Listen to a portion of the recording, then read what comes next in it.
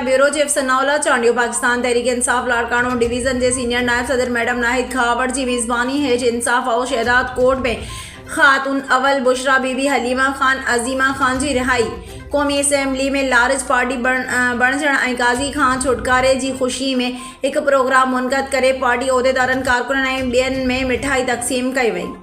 तकरीब के मैडम नाहिद खावड़ डिवीज़न उहदेदार Mukhtiar Ali Mugheri advocate Asghar Ali Chandio PTI councillor Mumtaz Ali Mastoi रेस बहराम खान चांडियो सिटी सदर जान बिरोही आशिक अली दीनारी आबिद अली दीनारी मोहम्मद अयूब खोसो मोहम्मद अमीन खोसो मोहम्मद अयूब अबड़ो रमीज़ मक्सी इलाही बख्श बिरोही साहब डिनो लहड़ी वईद खोसो ऐं ॿियनि अॻवाननि चयो त तमामु जल्द इमरान खान भी आज़ाद थी मुल्क जो हक़ीक़ी वज़ीर आज़म बणजंदो।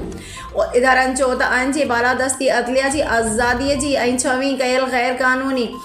तरमीम के खात्मे लाइ PTI पुरअमन एहतजाज करे आवाज़ बुलंद कंदी रहंदी जेके मुल्क की तरक्की ऐं आइन जी तहफ़्फ़ुज़ जे लाइ आया हुआ। उन रिटायरमेंट खां पोइ हिकु ॾींहुं बि मुल्क में न रहिया ऐं इमरान खान 1 साल खां वठी गैर क़ानूनी क़ैद में रही मुल्क ऐं क़ौम जी बक़ा जी जंग विढ़े पियो। इमरान खान के